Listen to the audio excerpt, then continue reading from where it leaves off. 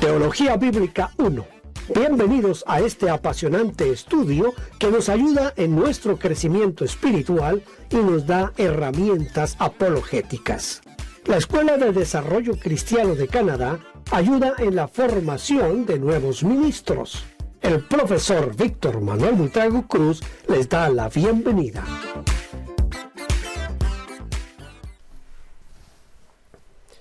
Bienvenidos a nuestra lección número 8 de Introducción a la Teología Bíblica 1. Hoy vamos a tratar un tema que es bien importante, como es la angeleología. Así que bienvenidos a nuestra clase de hoy. Vamos a empezar con nuestras notas que hemos tomado aquí del PowerPoint.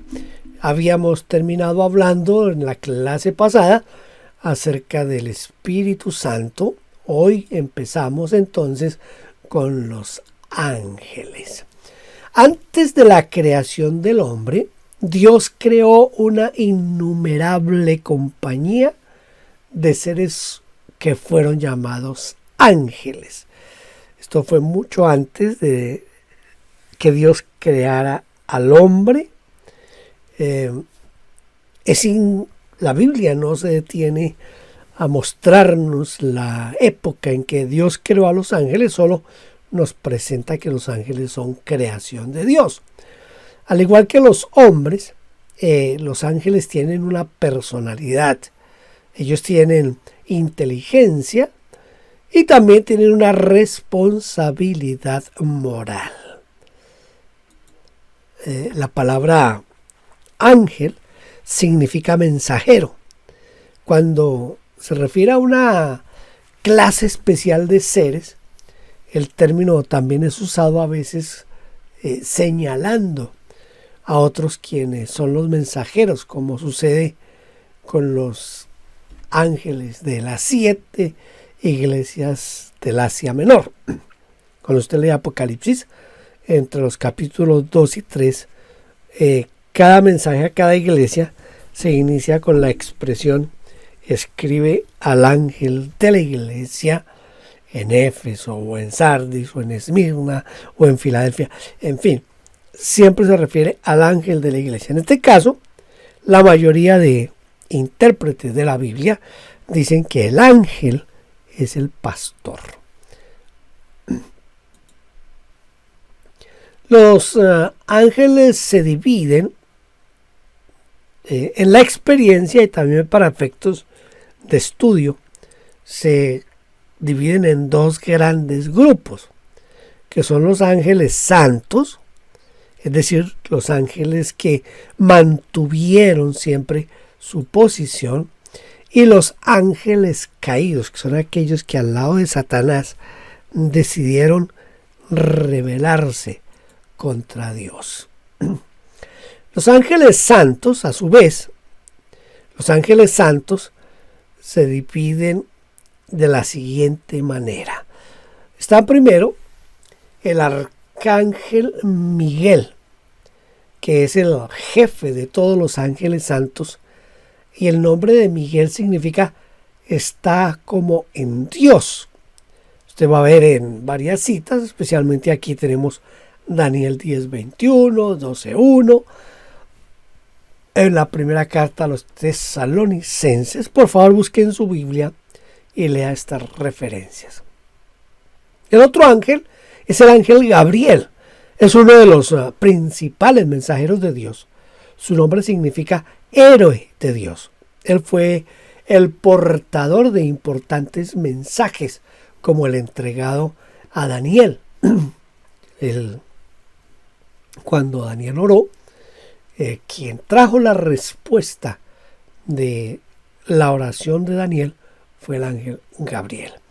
También fue quien anunció el nacimiento de Juan el Bautista y de Jesús, primero a Zacarías y después a María.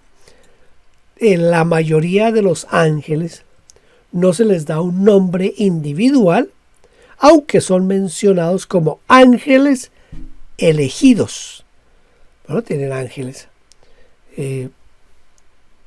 No tienen nombre esos ángeles, más bien. las expresiones que se utilizan en la Biblia para principados y potestades se usan tanto como en relación a los ángeles santos como a los ángeles caídos. El asunto es que nosotros los cristianos casi siempre relacionamos más los principados y las potestades solamente con los ángeles caídos, pero la Biblia realmente se refiere a los dos grupos. Algunos ángeles son designados como querubines.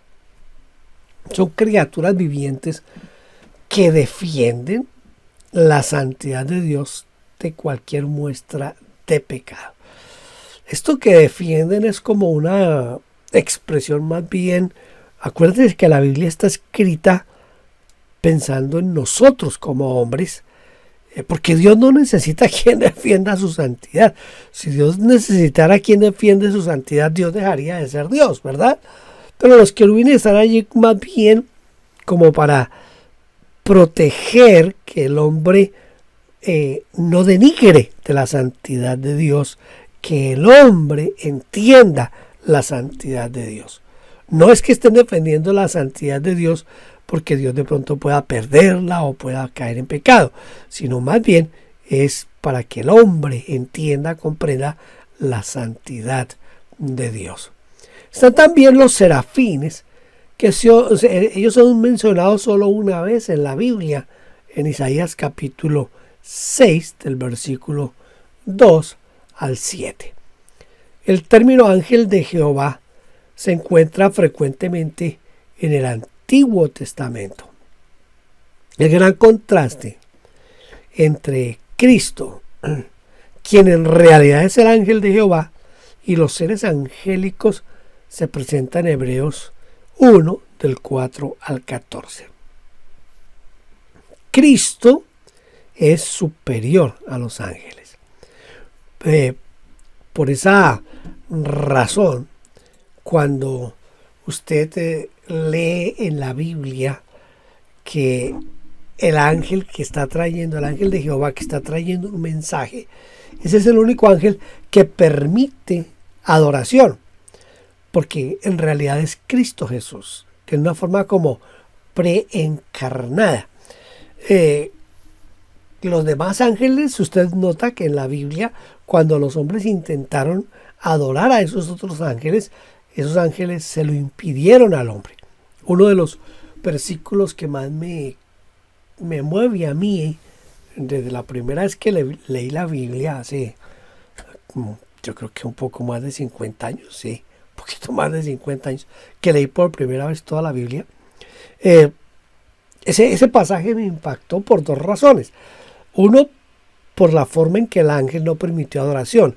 Acuérdese que Juan, cuando ve al ángel, Juan se postra a adorar al ángel y el ángel le dice: no, señor, no se postre delante de mí porque yo soy consiervo tuyo. Y el ángel le dice: adora a Dios. Por eso, quizás esa es una de las razones por las cuales yo estoy tan en contra de los nuevos falsos apóstoles y profetas, porque ellos exigen pleitesía, exigen que la gente les rinda culto, porque no es otra cosa, es culto. Tienen que acercarse a ellos con reverencias y decirle: mi apóstol, mi profeta. No consideran a los demás como iguales a ellos. Mire que el ángel, en cierta manera, voy a usar una expresión que usaría mi mamá, es el ángel regaña a Juan cuando Juan se tira al piso a adorar al ángel. El ángel le dice: no me adore a mí, hay que adorar es únicamente a Dios. La segunda razón por la cual me causó impacto a mí ese pasaje de la Biblia es porque unas noches antes, yo poco creo en sueños y en esas cosas, pero unas noches, no sé, tal vez 4 o 5 noches antes de yo llegar a este pasaje en la Biblia, yo tuve un sueño y en ese sueño se me apareció un ángel y todo lo que me dijo fue: mira, no lo hagas. Y eso es todo lo que yo recordé después del sueño y es lo que todavía recuerdo. Pero quizá lo que me hace recordar a mí ese sueño es precisamente la expresión, mira, no lo hagas. Después a los días llego a ese pasaje cuando el ángel le dice a Juan, mira, no lo hagas, adora a Dios. Entonces, los ángeles en sí, los ángeles como tal, no van a aceptar ni exigir adoración. Entonces el único que acepta esa adoración es el ángel de Jehová, porque es Cristo mismo. Entonces hay que tener en cuenta esa parte. Vamos a hablar ahora de los ángeles caídos, que son, esos están también divididos en dos grupos. Un grupo que son los que están en libertad y el otro grupo son los que están en prisiones de oscuridad o en cadenas. Satanás tiene, como el Señor Jesucristo y como los ángeles, Satanás tiene personalidad, pero también tiene cierto poder. Tengo que aclarar aquí que Satanás no es todopoderoso como algunos cristianos creen. Satanás fue creado originalmente como el ser más elevado entre las criaturas morales de Dios. Ya vimos que en los ángeles hay como categorías, ¿verdad? Hablamos de los querubines, los serafines, los arcángeles y los ángeles. Hay como categorías. Satanás era uno de esos. Es nombrado como querubín protector. Entonces, vamos a mirar un poco acerca de la personalidad de Satanás. Él fue creado como una persona, como usted, como yo, como los ángeles. Fue creado Satanás. El tiempo de la creación de los ángeles no es revelado en ninguna parte de la Biblia. Seguramente fue antes de que Dios creara el cielo y la tierra. Satanás desempeña todas las funciones de una persona. ¿Se acuerdan que hemos hablado de lo que representa una personalidad? En Isaías 14, que es el pasaje que casi siempre se utiliza para demostrar la caída de Satanás, se contempla a Satanás como si estuviera ya terminada su carrera y como si hubiera sido ya definitivamente juzgado. En Génesis 3, famoso pasaje del pecado y la caída de Adán y Eva, es allí por los eventos en este pasaje es que Satanás recibe el nombre de serpiente. Después se le llama la serpiente antigua porque desde allá viene el nombre de serpiente.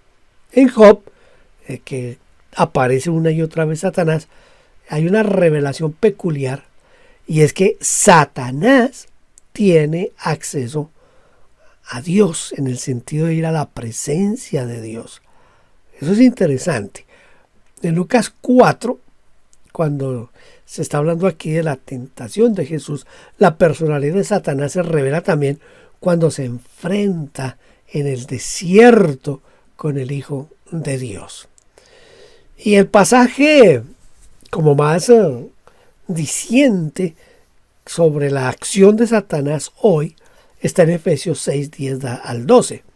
La táctica de Satanás y su lucha contra los cristianos, contra los hijos de Dios, se presentan como una prueba positiva de la personalidad de tan poderoso enemigo. ¿Cuál es el poder de Satanás realmente? ¿Hasta dónde llega el poder de Satanás? Mire, su poder personal no puede ser del todo estimado, es decir, es difícil decir hasta aquí llega el límite de Satanás, del poder de Satanás. Él tiene poder sobre los reinos de este mundo. Por lo menos cuando tentó al Señor Jesucristo, le dijo: yo tengo el dominio sobre los reinos de este mundo y se los voy a entregar si solamente me adora. Satanás es ayudado por demonios. Aquí entonces comenzamos a entender primero que Satanás no es todopoderoso, que Satanás no es omnipresente. El poder de Satanás aumenta es por la innumerable hueste de demonios que tiene. A ver, voy a hacerme como un poquito aquí tratar de explicar, como decimos los colombianos, con plastilina. Quiere decir que si Satanás está tentando, molestando a un cristiano en la China, por ejemplo, al mismo tiempo no puede estar tentando a un cristiano en Nicaragua o en Colombia o en Argentina, porque Satanás no es omnipresente. Él está o en uno o en otro lugar. Pero como él está rodeado de demonios, que fueron ángeles que se rebelaron con él, esos demonios son los que cumplen esas funciones de molestarnos la vida a nosotros los cristianos. Satanás y los demonios están completamente enterados. Escuche, ellos ya saben que están destinados al castigo eterno. En Mateo 8:29 dice, y clamaron diciendo, ¿qué tienes con nosotros, Jesús, Hijo de Dios? ¿Has venido para atormentarnos antes de tiempo? Ellos saben que tienen un tiempo en el que van a parar al lago de fuego, pero todavía no es el tiempo. Entonces ellos le están diciendo a Jesús, espérese un momentico que todavía no nos toca. Ellos saben su final. Ellos saben que el tiempo que tienen es corto y está contando y cada vez es menos. Ellos son capaces de traer desórdenes físicos, es decir, una parte de lo que hace Satanás es poner enfermedades en las personas, a veces enfermedades severas. Dice Mateo 12:22, entonces fue traído a él un endemoniado, ciego y mudo. Entonces aquí el demonio produce ceguera y quita la capacidad del habla. Dice, y le sanó de tal manera que el ciego y mudo veía y hablaba. La Biblia nos muestra en varios pasajes de los evangelios cómo el Señor sanó personas que el Señor relacionó que eran endemoniados y que con su oración fueron sanados. Es decir, Satanás salió y la persona recupera completamente la salud. Pero quiero dejarle aquí algo en claro. No toda enfermedad es un demonio. Hay enfermedades que no tienen nada que ver con el demonio. Así que no trate a todos los que están enfermos como si estuvieran endemoniados. Aunque muchos que están enfermos sí tienen enfermedades producidas por Satanás. Por lo menos es lo que nos enseña la Biblia. También Satanás trae enfermedades mentales. ¿Se acuerdan del endemoniado Gadareno? O mejor, de los dos endemoniados gadarenos. Dice que ellos permanecían en las noches en el cementerio, pero parece que eran violentos. Es lo que nosotros llamamos hoy esquizofrénicos, locos. Y por eso la comunidad había decidido amarrarlos con cadenas, pero tenían tanto poder, tanta fuerza, que ni con las cadenas los podían soportar.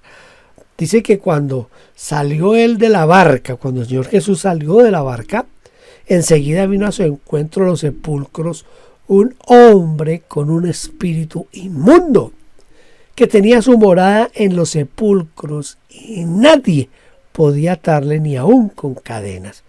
Un desorden mental, era loco, lo que nosotros llamamos hoy loco. El hecho de la influencia de demonios en los cristianos es evidente, eso sí, no podemos decir que no, porque no tenemos lucha contra sangre y carne, sino contra principados, contra potestades, contra los gobernadores de las tinieblas de este siglo, contra huestes espirituales de maldad en las regiones celestes. Eso nos dice Pablo cuando escribe a los Efesios en el capítulo 6, en el versículo 12. Quiero hacer aquí una nota, una aclaración.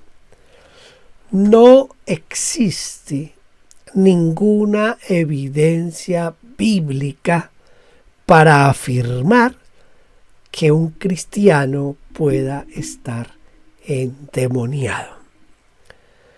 Mire, desafortunadamente las iglesias ultrapentecostales son iglesias que se han dedicado a ver demonios por todo lado y a todos lo llaman demonios. La música es un demonio, el adulterio es un demonio, la mentira es un demonio, pero no porque esos no son demonios, lo que la Biblia dice y el apóstol Pablo nos advierte que son obras de la carne. Y las obras de la carne son nuestra responsabilidad. El apóstol Pablo dedica en los Corintios y también en Efesios y en otras cartas, en Romanos también, el apóstol Pablo hace un énfasis especial en que seamos llenos del Espíritu Santo, porque la única forma de vencer las obras de la carne es siendo llenos del Espíritu Santo. Por eso en el Efesios 5, me parece que es el Efesios 5:18, el apóstol Pablo dice: no os embriaguéis con vino, lo cual es disolución, antes bien sed llenos del Espíritu Santo. Lo que dicen los expertos es que Pablo dice allí que todos los días debemos estar siendo llenados con el Espíritu Santo. En Corintios, en el capítulo, creo que es en el 2, cuando Pablo habla, en la primera carta, cuando habla del hombre espiritual, el apóstol Pablo menciona que el hombre espiritual se puede sostener. Pedro nos habla de una forma de nosotros defendernos contra las obras de la carne, es llenándonos del Espíritu Santo. Entonces, no son demonios. El problema de las iglesias pentecostales, especialmente las ultrapentecostales, es que no quieren admitir que son los individuos los responsables del pecado. Entonces el hombre cae en adulterio y él dice: no, es que el diablo me empujó. Y los pastores y los líderes oran y dicen: echamos fuera ese espíritu de adulterio. No hay tal espíritu de adulterio. Esa es una obra de la carne. Yo tengo que asumir mi responsabilidad ante el pecado. Es más fácil echarle la culpa al diablo. Y es por esa razón que han decidido decir que ese tipo de pecados son el diablo y que son demonios. No. Eso son mi responsabilidad. Ahora, que Satanás está alrededor mío, como dice Pedro, como león rugiente buscando a quien devorar, eso es verdad. Pero ¿qué es lo que hace Satanás?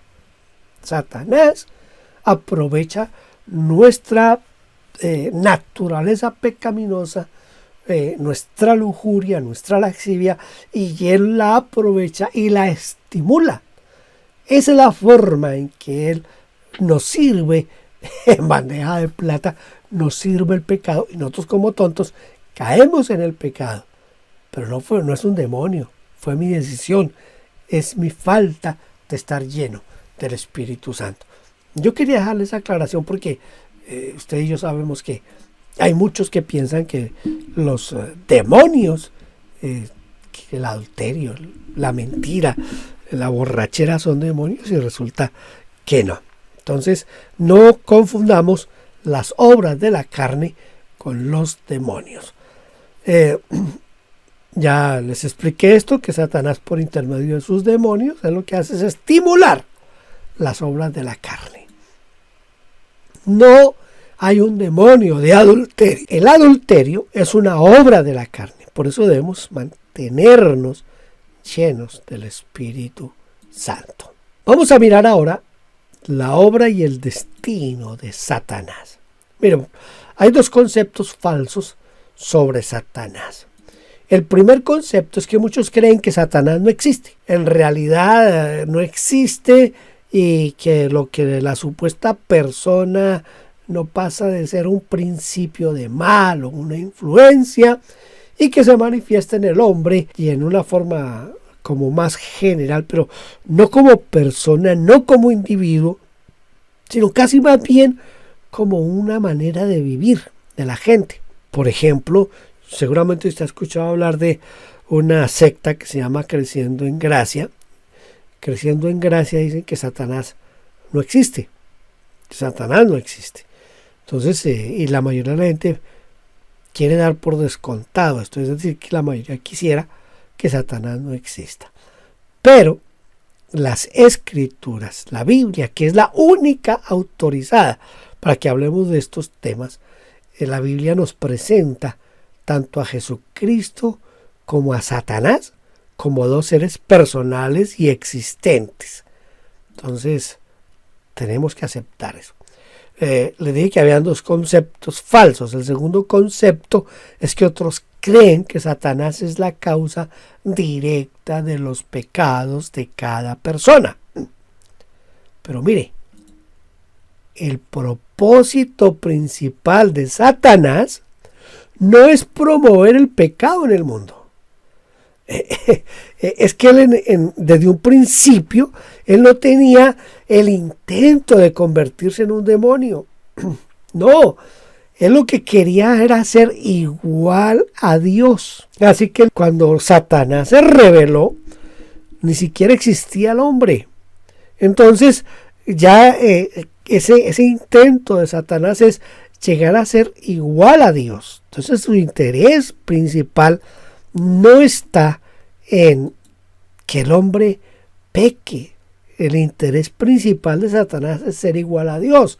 La Biblia dice que los pecados vienen directamente de un corazón depravado del hombre. Usted mire, estos pasajes bíblicos que están aquí, especialmente por ejemplo el de Santiago. Santiago dice, si alguno es tentado, no diga que de parte de Dios, porque Dios no es tentado y Él no tienta a nadie, sino que del fondo de nuestra carnalidad, de nuestra pecaminosidad, de nuestra naturaleza pecaminosa, de ahí es que sale el pecado. Entonces, como les dije antes, ¿qué es lo que hace Satanás? Satanás lo que hace es, él toma la posibilidad que yo tengo de pecar. Él sabe, por ejemplo, que a mí me gustan las mujeres. Entonces me pone una mujer como a mí me gusten. Si a mí me gustan, por ejemplo, si me gustan morenitas, no muy flacas, no muy gordas, si me gusta que sus ojos sean grandes. Entonces, ¿qué es lo que hace Satanás? Satanás me comienza a presentar las posibilidades de ese tipo de mujer. Si mi debilidad es el alcohol, entonces Satanás me va a comenzar a presentar amigos que sean alcohólicos, me va a presentar la oportunidad de tener alcohol a disposición. ¿Sí me entiende? Satanás lo que hace es estimular lo que está dentro de nosotros. Y de eso es de lo que tenemos que cuidarnos, de no caer en esa trampa de Satanás. Pues él no fomenta el pecado en nosotros, sino que de nuestra naturaleza sale el pecado y Satanás lo que hace es estimularlo. Satanás fue juzgado en la cruz. Así que allá en la cruz fue juzgado y fue juzgado de una manera completa.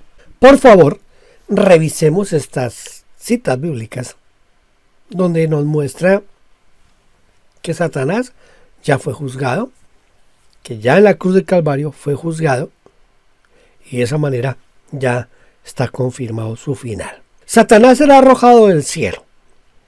Bueno, realmente ya fue arrojado del cielo, pero ahora será en una forma definitiva arrojado del cielo. Más o menos aquí entra otra vez en acción la manera en que nosotros interpretemos la Biblia. Estas notas que yo tengo aquí las he tomado de la teología de Schaeffer. Él dice que a mediados de la gran tribulación, pero realmente es cuando comienza la gran tribulación, o sea, cuando comienza la tribulación, porque la semana está dividida, tribulación y gran tribulación.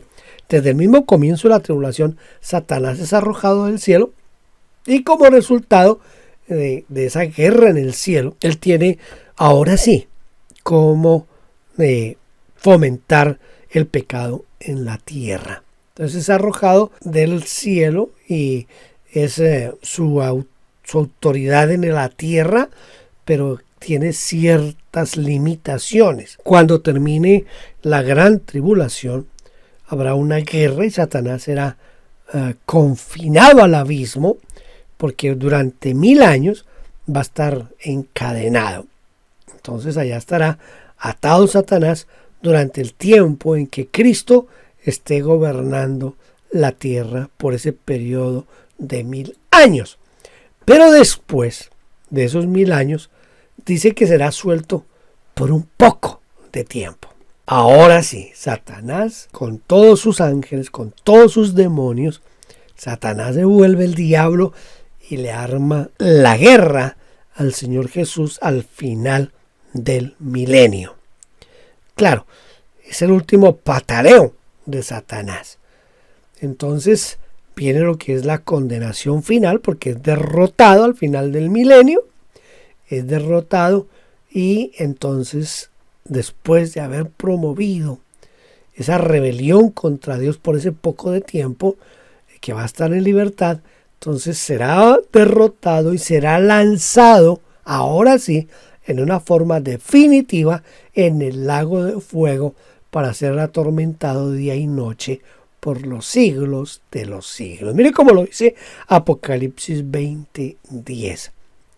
El diablo que los engañaba fue lanzado en el lago de fuego y azufre, donde estaban la bestia y el falso profeta, y serán atormentados día y noche por los siglos de los siglos. Ese es el final de Satanás, ese es el final del demonio. También ese es el final de nuestra clase en este día. Hemos hablado de los ángeles. Claro que hay muchas cosas que no las tratamos aquí, pero usted sabe que nuestra introducción a la teología es una vista rápida de cada una de esas principales partes de la teología. Más adelante tendremos una clase única exclusivamente para tratar, por ejemplo, Dios, otra clase diferente, o sea, otra materia diferente para tratar solamente a Jesucristo. Entonces ya profundizaremos otras cosas, otra del Espíritu Santo, otra del hombre. También vamos a tener una materia exclusiva para hablar del pecado y la salvación. Es decir, ahí sí profundizaremos todos esos temas. Aquí estamos teniendo una pista rápida de la teología. Les recomiendo que ahorita va a salir ahí al final del video un videito pequeñito que dura aproximadamente unos 12, 13 segundos, donde hay 2 tareas. Por favor, haga esas 2 tareas y me las envía a victorbuitrago@gmail.com. Si usted me las envía, usted va a recibir una calificación por esas tareas y vamos a tener como una especie de archivo de sus tareas para al final darle una nota final por esta materia que usted ha estudiado. Certificaremos el número de horas que usted ha estudiado y daremos el certificado de que lo estudió esta materia, y seguramente en algún seminario bíblico, en alguna universidad bíblica, en algún instituto bíblico le van a aceptar este certificado para que usted pueda homologarlo en ese lugar. Gracias por estar aquí con nosotros. Lo espero para la lección número 9 y sigamos estudiando Introducción a la Teología.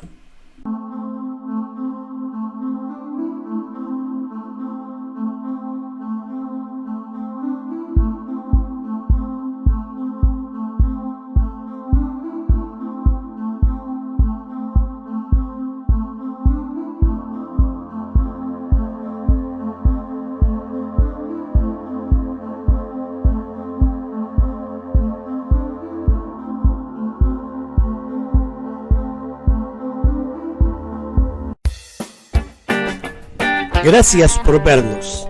No olvide suscribirse, dar like y tocar la campanita. Dios le bendiga.